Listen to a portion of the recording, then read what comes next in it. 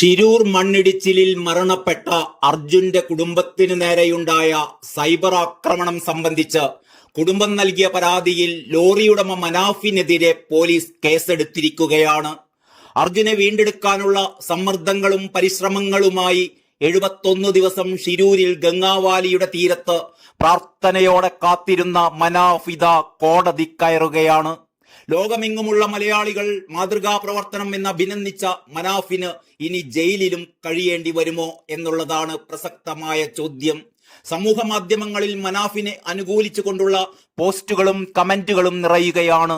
മഴ ചോർന്നാൽ പിന്നെ കൂടെയൊരു ഭാരമാണ്, പാലം കടന്നാൽ കൂരായണ എന്നിങ്ങനെയുള്ള വാചകങ്ങളുമായാണ് മനാഫിന്റെ അനുകൂലികൾ സോഷ്യൽ മീഡിയയിൽ നിറയുന്നത്. അർജുന്റെ കുടുംബം മനാഫിനെതിരെ പത്രസമ്മേളനം തുടങ്ങുമ്പോൾ അധികമാരും ശ്രദ്ധിക്കാതെ വെറും 10,000 സബ്സ്ക്രൈബേഴ്സ് മാത്രമുണ്ടായിരുന്ന മനാഫിന്റെ ലോറി ഉടമ മനാഫ് എന്ന യൂട്യൂബ് ചാനലിന്റെ സബ്സ്ക്രൈബർമാരുടെ എണ്ണം ഒറ്റ ദിവസം കൊണ്ട് 3.5 ലക്ഷവും കടന്നിരിക്കുകയാണ്. ചേവായൂർ പോലീസാണ് ഇപ്പോൾ കേസെടുത്തിരിക്കുന്നത്. കലാപാഹ്വാനം ഉൾപ്പെടെയുള്ള വകുപ്പുകൾ ചേർത്ത് ഭാരതീയ ന്യായ സംഹിതയിലെ 192, 120, കേരള പോലീസ് ആക്ട് എന്നീ വകുപ്പുകൾ പ്രകാരമാണ് കേസെടുത്തിരിക്കുന്നത്. ഇന്നലെയായിരുന്നു സിറ്റി പോലീസ് കമ്മീഷണർക്ക് അർജുന്റെ കുടുംബം പരാതി നൽകിയിരുന്നത്. മെഡിക്കൽ കോളേജ് ACPയുടെ കീഴിലുള്ള സംഘമാണ് പരാതി അന്വേഷിച്ചത്. സമൂഹ മാധ്യമ അക്കൗണ്ടുകൾ ഇന്ന് പരിശോധിക്കുമെന്ന് ACP അറിയിച്ചിരുന്നു. ഇതിനിടെ സേവ് അർജുൻ ആക്ഷൻ കമ്മിറ്റി പിരിച്ചുവിട്ടിട്ടുണ്ട്. കമ്മിറ്റി പ്രവർത്തനം അവസാനിപ്പിക്കണമെന്ന് അർജുന്റെ കുടുംബം കഴിഞ്ഞ ദിവസം ആവശ്യപ്പെട്ടിരുന്നു. ഇതിന്റെ പിന്നാലെയാണ് ഈ നടപടി. കഴിഞ്ഞ ദിവസം മനാഫിനെതിരെ നടത്തിയ വാർത്താ സമ്മേളനത്തിന് പിന്നാലെയാണ് കുടുംബത്തിന് നേരെ വൻ സൈബർ ആക്രമണമുണ്ടായത്.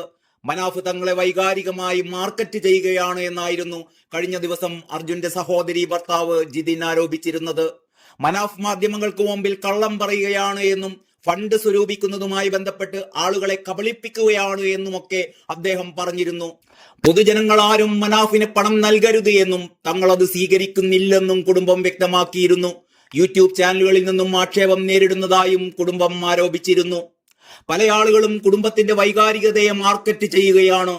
യൂട്യൂബ് ചാനലുകളിൽ പ്രചരിപ്പിക്കുന്നത് അർജുന് 75,000 രൂപ സാലറി കിട്ടിയിട്ടും ജീവിക്കാൻ സാധിക്കുന്നില്ല എന്നൊക്കെയാണ്.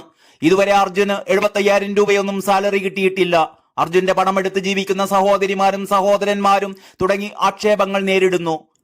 അർജുൻ മരിച്ചത് നന്നായി എന്ന കമന്റുകൾ ഉൾപ്പെടെ കണ്ടെന്നും ഇത് വേദനയുണ്ടാക്കി എന്നതടക്കമുള്ള ആരോപണങ്ങളാണ് ജിതിൻ ഉയർത്തിയത്. പരാതി നൽകിയതിന് പിന്നാലെ വൈകാരികമായ ഇടപെടലുണ്ടായതിൽ അർജുന്റെ കുടുംബത്തോട് മാപ്പ് ചോദിക്കുന്നുവെന്ന് മനാഫ് പറഞ്ഞിരുന്നു. അർജുന്റെ കുടുംബത്തിനൊപ്പമാണ് താനും തന്റെ കുടുംബവും ഉള്ളതെന്നും ഇതോടെ ഈ വിവാദം അവസാനിപ്പിക്കണമെന്നും മനാഫ് വാർത്താ സമ്മേളനത്തിൽ പറയുകയുണ്ടായി. അർജുന്റെ മകന്റെ പേരിൽ അക്കൗണ്ട് ഉണ്ടോ എന്ന് അന്വേഷിച്ചതാണ് വിവാദങ്ങളുടെ എല്ലാം അടിസ്ഥാനം.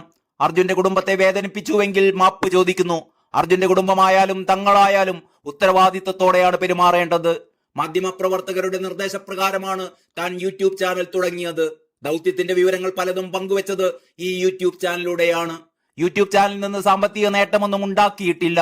ചാനൽ തുടങ്ങിയത് ഷിരൂരിലെ വിവരങ്ങൾ ആളുകളിലേക്ക് അപ്പോഴപ്പോൾ എത്തിക്കാനാണ്.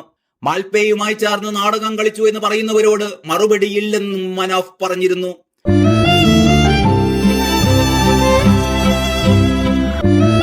ഇനി മനസ്സ് നിറയെ ഇഷ്ടം നിറഞ്ഞോണം. ഫാമിലി വെഡിംഗ് സെന്ററിന്റെ ഓണാശംസകൾ.